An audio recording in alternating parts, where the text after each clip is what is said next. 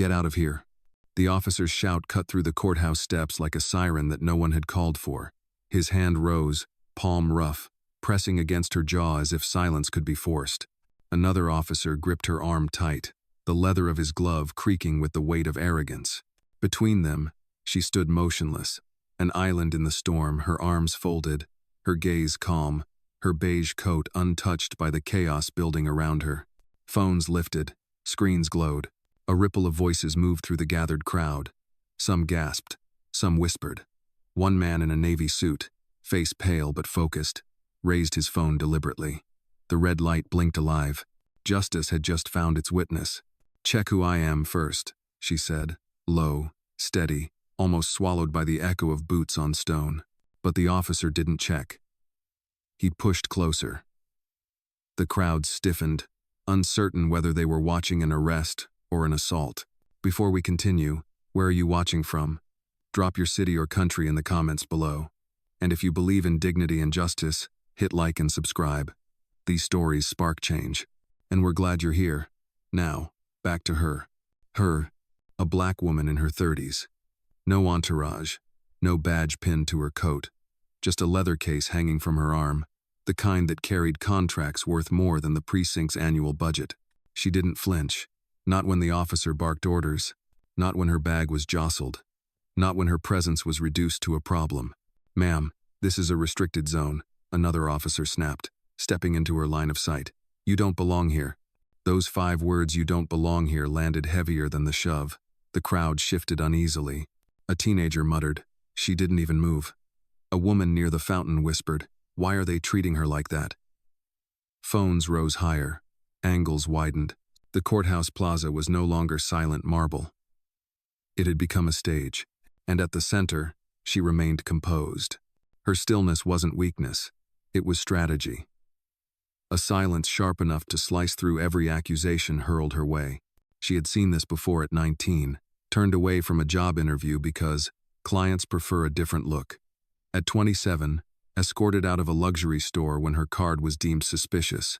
At 30, asked to prove she owned the very company whose name glowed above the lobby. Now, on the courthouse steps, history replayed itself. Same tone, same presumption, different uniforms. The officer's grip tightened. "Last warning, leave before we drag you." She breathed once, steady, unshaken. Around her, the crowd grew louder, some booing, some pleading for restraint. A college student yelled, "She hasn't done anything." The suit with the phone muttered, "This is going online." She didn't blink. She didn't beg.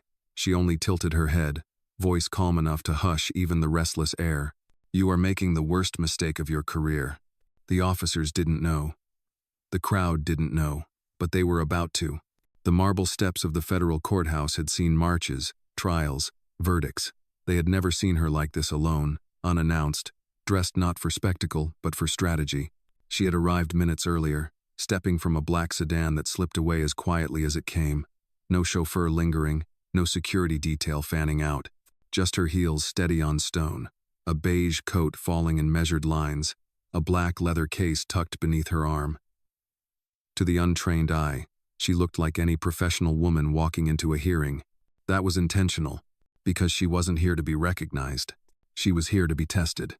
Her name, though no one around her knew it yet, was Maya Jordan, chairwoman of the Jordan Foundation, controlling partner in 2 national law firms, and the single largest private donor to the very courthouse she was now being barred from entering. Her signature had raised wings of this building. Her checks had funded reforms sworn to uphold justice. Yet none of that shielded her from the words, the tone, the presumption that her very presence was suspect. "Ma'am," showed-eyed, the officer had demanded earlier, his voice more command than request.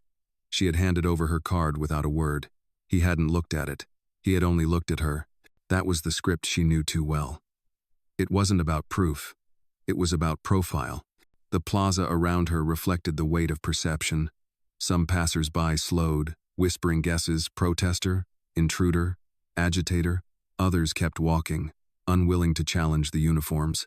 Only a few stopped, their phones raised like shields, their faces lined with disbelief.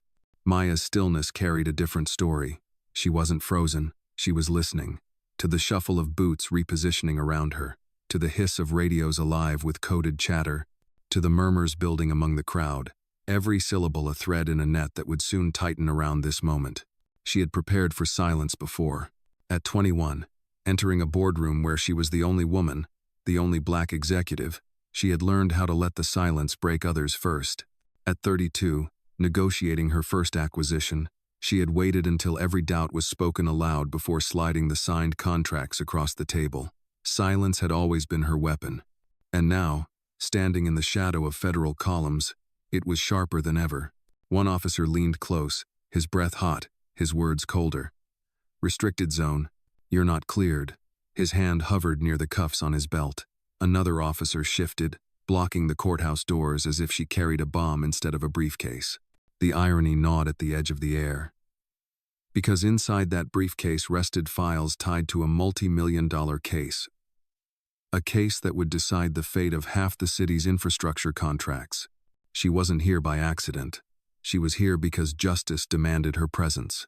And yet, justice was the very thing denying her entry. A young woman near the steps whispered into her phone camera, "She's just standing there. They're treating her like a criminal." Maya didn't turn.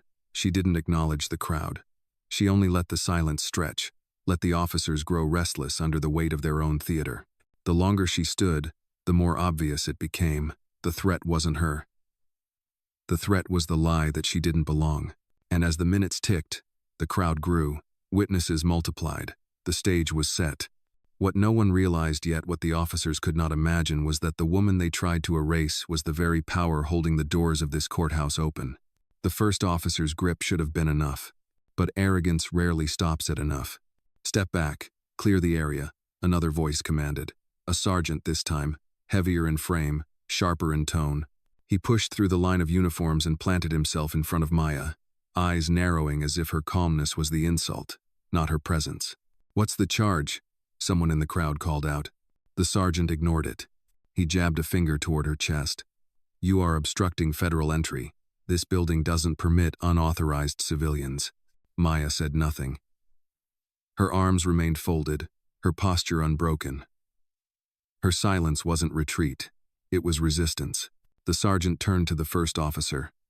"Why hasn't she been moved yet?" "She refused compliance, sir." "Then escalate." The words snapped across the plaza like a whip. A pair of officers advanced, one reaching for her briefcase. The leather slid from her hand, landing against the steps with a dull thud.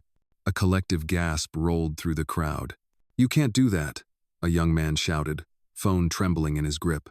Another voice, female, sharper, cut in, "That's theft." But the officers weren't listening.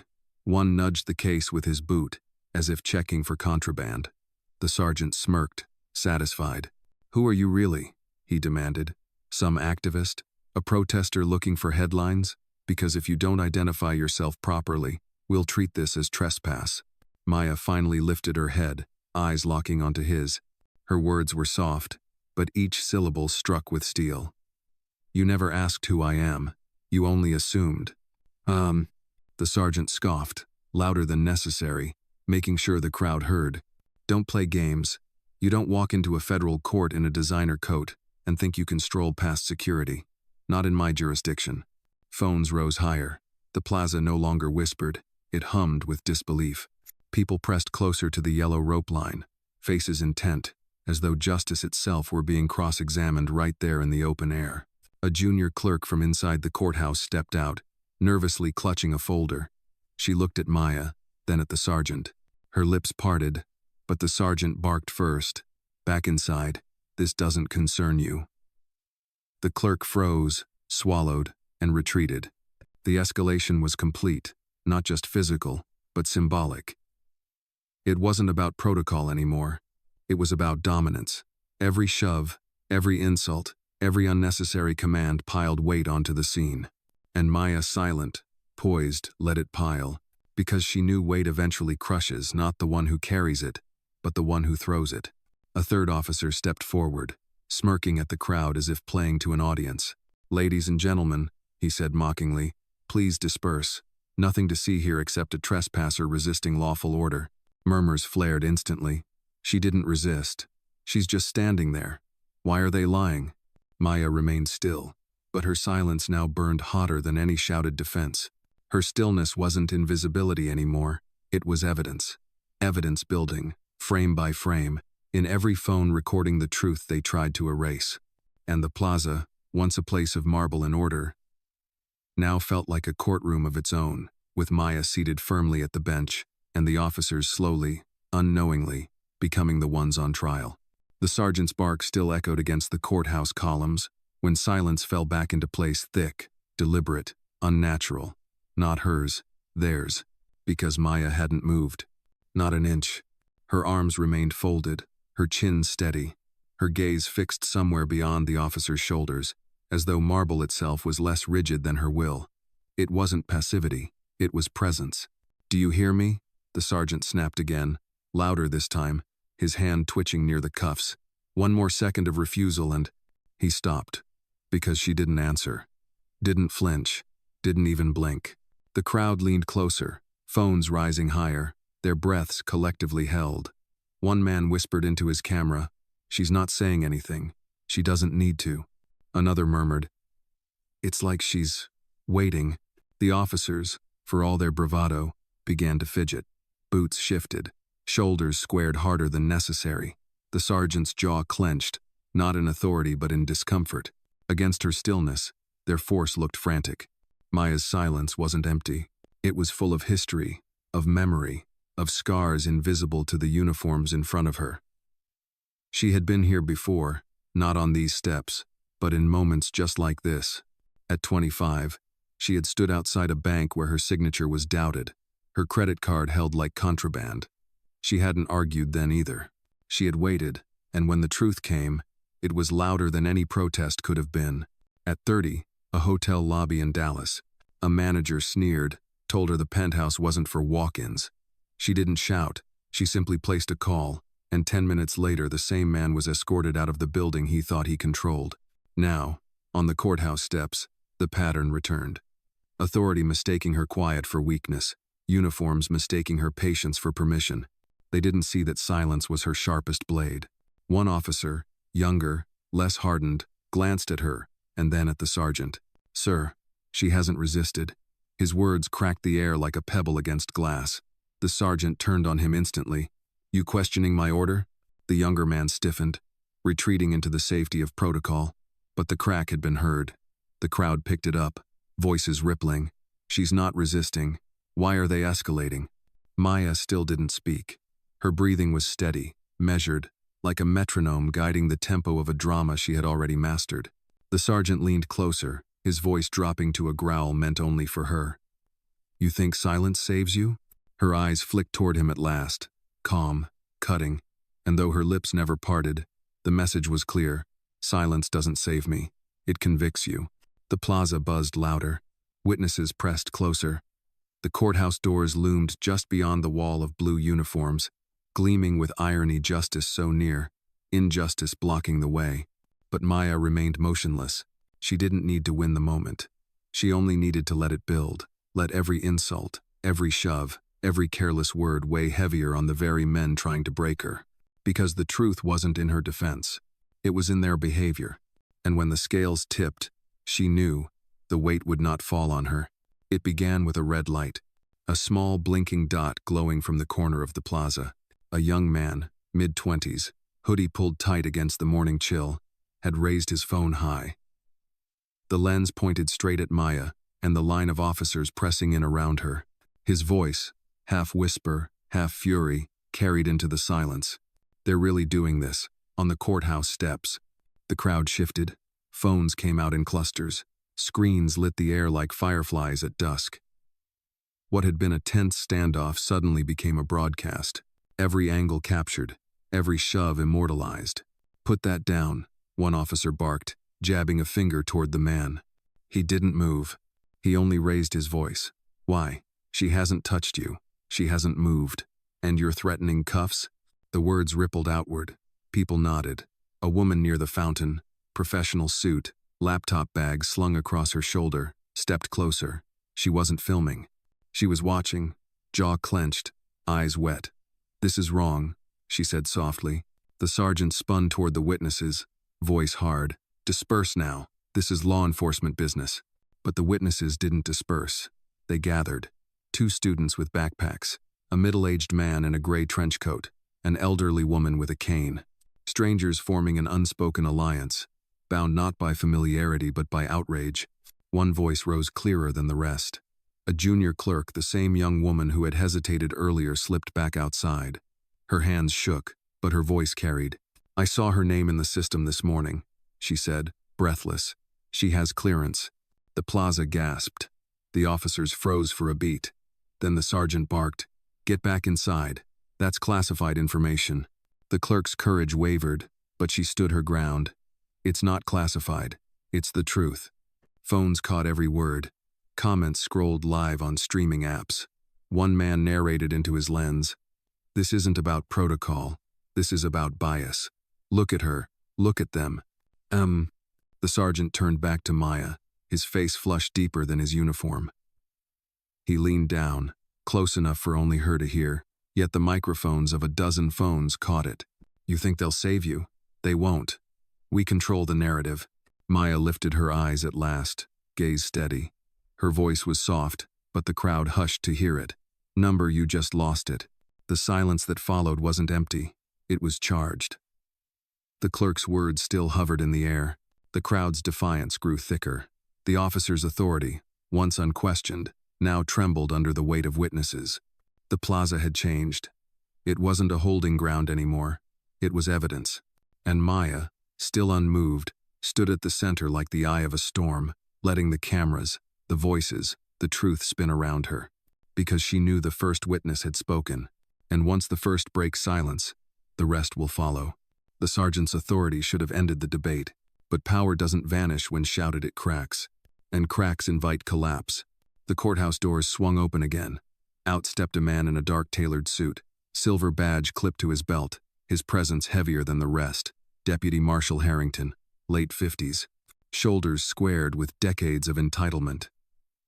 His eyes swept the crowd, then fixed on Maya, as if she were the stain on polished marble. "What's going on here?" he demanded. The sergeant snapped to attention. "Unauthorized civilian refusing compliance, sir." Harrington's gaze hardened. He stepped closer, voice pitched to carry across the plaza. "This ends now. Remove her. She hasn't done anything." The young man with the hoodie yelled back, camera still raised. Murmurs of agreement surged through the crowd, but Harrington thrived on an audience. He raised his voice louder, performative, as if volume could crown him right. "This woman is obstructing federal business. She is trespassing. She is not welcome inside this court." The words slammed into the air like a gavel, sharp, absolute, and wrong. Phones caught it, every syllable. A wave of disbelief rippled outward. He didn't even check her ID. "She's not trespassing, she's waiting." Maya's silence held, but her eyes shifted calm, piercing, a mirror to his aggression. Harrington sneered. "Do you think standing there quietly makes you innocent? Criminals hide behind silence all the time." The insult dropped heavy. A collective gasp cut through the crowd. A woman near the steps shouted back, "She's not a criminal." Another added, "We saw you take her case." The sergeant flinched, but Harrington didn't. He fed the fire. "Enough of this charade. Get her out before she embarrasses this institution further." Embarrasses. The word hung like smoke. For the crowd, it flipped the script. Because Maya hadn't embarrassed anyone. The officers had with their shoves, their mockery, their refusal to acknowledge what the cameras made undeniable. A young clerk whispered fiercely into her friend's phone. "He just lied in public. He just said she's not allowed here. But I saw her clearance." The crowd roared louder now, not with chaos, but with clarity. The lines were drawn. On one side, authority clinging to control. On the other, truth, multiplying through every lens, every whisper, every voice that dared to speak. Still, Maya didn't raise hers. Her stillness carved the plaza in two, forcing Harrington to fill the silence with his own noise that turned against him with every second. "Remove her," he barked again, veins rising at his temple. "I will not have this spectacle outside a federal court." But the spectacle wasn't hers. It was his, and the more he shouted, the more the crowd realized it. Maya remained unmoved, a figure of quiet defiance in the storm. She didn't need to fight his words. She only needed to let them echo. Because echoes don't choose their shape. They reveal it. The crowd had grown restless, their murmurs swelling into a tide that no badge could silence. Phones dotted the plaza like a constellation of accountability, each lens locked on the standoff. Yet Harrington pressed forward, refusing to bend. "Confiscate her belongings," he barked. The sergeant hesitated for a split second, long enough for the cameras to catch his doubt before signaling 2 officers. They moved fast, grabbing Maya's leather case from the steps. One officer yanked it open, scattering files across the marble like discarded scraps. Papers fluttered in the wind, contracts worth millions reduced to litter beneath their boots. Gasps tore through the crowd. "She needs those documents," someone shouted. "That's evidence tampering," another cried. Harrington ignored them, his voice booming. "This is restricted property now. Any attempt to reclaim it will be treated as obstruction of justice." The irony hit harder than the insult. Justice wasn't being protected, it was being desecrated. A young woman at the edge of the crowd raised her phone higher, her voice trembling but resolute. "You just stole from her." On camera. Still, Maya didn't move. She watched the papers scatter, her eyes following one sheet as it slid against the stone and landed at the foot of a teenager filming live on social media. The boy bent down, picked it up, and read the header aloud. His voice cracked through the tension. "Jordan Foundation Federal Infrastructure Funding Proposal." The words cut through the plaza like thunder. Heads turned, eyes widened, the crowd erupted. "She works with the court. She's the donor. They're humiliating the wrong person." But Harrington doubled down, face red with defiance. He strode forward, ripped the page from the teenager's hand, and crumpled it with deliberate malice. Fraudulent, all of it. He hurled the ball of paper to the ground and ground it beneath his shoe. The plaza froze in disbelief. Then, outrage. "You can't do that," the young man in the hoodie shouted. "That's her property." His camera caught every motion, every sneer. Another officer, emboldened, reached for Maya's arm. His hand clamped down hard, fingers digging into her coat sleeve. "You're coming with us." The crowd gasped again, this time sharper, angrier. Voices rose in unison. "Let her go. She hasn't done anything. We're all recording." Maya's body shifted slightly under the grip, but her expression didn't crack. She looked at the officer's hand, then back up into his eyes. Calm, icy, the kind of calm that unsettled more than rage ever could. Her silence forced the truth into sharper focus. It wasn't her restraint on trial, it was theirs. And the image, an officer crushing her case underfoot, another gripping her arm while papers swirled around her, seared into every phone screen, already streaming live to thousands who hadn't asked to witness history but were now unwilling to look away. The breaking point had been reached. Not hers. Theirs. The officer's grip tightened on her sleeve, but Maya didn't resist. She didn't need to, because resistance wasn't the plan. Response was. Slowly, deliberately, she raised her free hand, not to strike, not to push, but to retrieve the slim black phone from her coat pocket. Her movement was calm, almost ceremonial, and for a moment the plaza held its breath. The officer gripping her arm stiffened. Harrington barked, "Drop it, now." Maya ignored him. She pressed one button. The line opened instantly. "Nia," she said, her voice measured, unshaken. On the other end, her assistant's reply came crisp and immediate. "I'm here, ma'am." Log everything," Maya ordered. Her words weren't loud, but the crowd hushed to catch them. Audio, video, names, timestamp. "Begin Protocol 3. "Yes, ma'am," Nia confirmed. "System is active. Cloud syncing live." A ripple of recognition ran through the crowd, phrases like log, protocol, system, words that carried weight, words that hinted at infrastructure far larger than one woman standing alone. The sergeant snapped at her, voice rising. "Who are you talking to? Hang up that phone."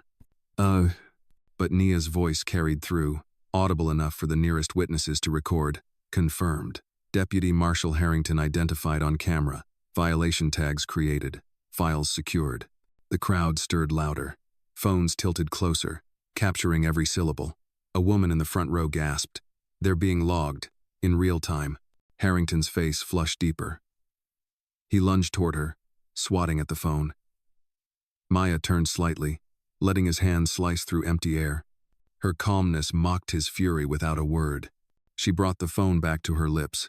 Proceed to escalation protocol if they attempt removal. Understood, Nia replied. Standby alert already pinged to legal counsel and board members. Live relay in effect. The plaza erupted. A man whispered into his stream. She has a team. She has power. They don't even realize who they're dealing with. Maya finally lifted her gaze to the crowd, not the officers. Her eyes swept across the faces, the phones, the witnesses who had become part of her silent ledger. And in that sweep, she spoke not loud, but steady, enough to carry. Facts, not force. That's how this will end. The officer holding her arm faltered, grip loosening. The weight of 1,000 unseen eyes pressed heavier than his hand. He looked to Harrington, waiting for guidance. But Harrington had no guidance left, only rage. Seize the phone, he barked. Too late. The message was already out, the system already alive. Maya lowered the device, her calm restored like armor. She didn't need to fight their aggression anymore. She had triggered something larger, something beyond the plaza. The storm wasn't hers to carry. It was theirs to answer for. The plaza buzzed like a hive, every phone recording, every witness whispering into live streams. The officers tried to tighten their circle, but the space was already gone. Authority had slipped into the crowd's hands, into the blinking lights of 1,000 lenses. Maya lifted her phone again, not rushed, not rattled. Nia, she said evenly, link credentials. Yes, ma'am, executing now. A soft chime sounded from her device, loud enough for those nearest to catch. On the screen, official seals flashed federal contracts, donation ledgers, partnership agreements. The Jordan Foundation logo gleamed, unmistakable. She raised the screen high. The crowd surged forward to see. Gasps cut through the air like cracks in stone. That's her name, someone shouted. She's the donor, another cried. She built half this courthouse. The wave of realization spread fast, rolling through the plaza like fire across dry grass. Maya lowered the phone, her eyes steady on Harrington. For the first time, she spoke not just to him, but to all of them. Her voice carried across the marble, across the crowd, across the digital streams pouring out into the world. My name is Maya Jordan. I am chairwoman of the Jordan Foundation. I have funded this courthouse for over a decade, and every officer here who touched me, who stole from me, who called me trespass, has done so against the very woman who makes your work possible. The plaza erupted. Cheers, shouts, disbelief turning into outrage turning into momentum. Phones tilted higher, hands clapped. One woman near the fountain wiped tears from her cheeks. The sergeant staggered back, color draining from his face. The officer still holding her arm dropped it instantly, retreating as though her skin burned. But Harrington froze, his jaw tight, his pride unwilling to bow. You expect us to believe? You don't need to believe, Maya cut in sharp as glass. You only need to watch. On cue, Nia's voice echoed from the phone speaker. Confirmation sent to federal board. Credentials validated. Incident flagged for immediate ethics review. The crowd roared again. A teenager yelled, "It's real. She's real." His livestream chat exploded, comments flooding faster than he could read. Maya turned slowly, her gaze sweeping across the plaza. You told me I didn't belong, but look around you. It isn't me standing out of place. It's you. Her words dropped like a gavel. The courtroom wasn't inside the courthouse anymore. It was here. And in that moment, the balance of power shifted. No longer officers versus one woman. It was one woman and an entire crowd versus the system that had tried to erase her. The reveal was complete, and the storm they had unleashed was only beginning. For a long second, the plaza was soundless. Not silence born of control, silence born of shock. The officers who had jeered, shoved, and scattered her documents now stood frozen, their authority shrinking in real time. The sergeant's mouth opened, but no words came out. The younger officer who had first gripped her sleeve stared at his own hand as though it betrayed him. And Harrington, so loud, so certain minutes ago, looked suddenly small, his jaw tight, his eyes darting toward the courthouse doors as if escape might still be possible. Phones zoomed in, capturing every tremor, every beat of sweat. Livestream comments exploded. He's panicking. They didn't know who she was. Justice in real time. The crowd didn't stay quiet for long. Applause broke out from the edges, hesitant at first, then swelling into thunder. People clapped, shouted, raised their fists. Some chanted her name, Maya, Maya. Others shouted at the officers, their words cutting sharper than any order. Shame. Resign. We're all witnesses. The junior clerk, the one who had dared to speak earlier, stepped forward again. Her voice shook, but her resolve did not. She's telling the truth, she said loudly. I saw her clearance. I saw her name. The plaza roared its approval. A man in a trench coat added, She built this place. Another echoed, You tried to throw out the owner. Harrington's face drained white. His voice, once booming, now cracked thin. This is a misunderstanding. But the word sounded pathetic against the roar. Misunderstanding couldn't explain torn contracts. Misunderstanding couldn't explain bruised wrists. Misunderstanding couldn't erase the insult carved into 5 words. You don't belong here. The sergeant finally broke, stammering to the nearest officer. Stand down. Just stand down. The younger officer dropped his gaze, retreating 2 steps back into the line. Another followed. The wall of blue fractured, uniforms peeling away under the weight of exposure. Meanwhile, the crowd pressed closer. No longer hesitant observers, but active defenders. The elderly woman with the cane raised it toward Harrington, her voice fierce. You laid hands on the wrong woman today. The teenager's live stream soared past 50,000 viewers, comments flooding. History happening now. This is bigger than one case. Maya didn't raise her arms, didn't smile, didn't move as the storm turned. She remained the eye of it all still, centered, unyielding. Her silence had birthed chaos for her enemies and clarity for everyone else. Harrington's radio crackled. A dispatcher's voice broke through. Command requests immediate status update. He didn't answer. Couldn't. The status was already public, written across every screen, every face, every chant shaking the marble underfoot. The collapse was complete. The officers no longer commanded the plaza. The crowd did. And at its center, Maya Jordan no longer questioned, no longer doubted, stood untouchable. The chant of the crowd still shook the plaza when Maya lifted her phone once more. This time she didn't hide it. She raised it high, the black glass reflecting the marble pillars behind her. Nia, she said, her voice clear, carrying above the noise. Escalate to enforcement. Initiate suspension orders. On the other end, her assistant's voice was crisp, amplified by the phone's speaker. Confirmed. Deputy Marshal Harrington, Sergeant Collins, Officers Ramirez and Burke. Credentials revoked effective immediately.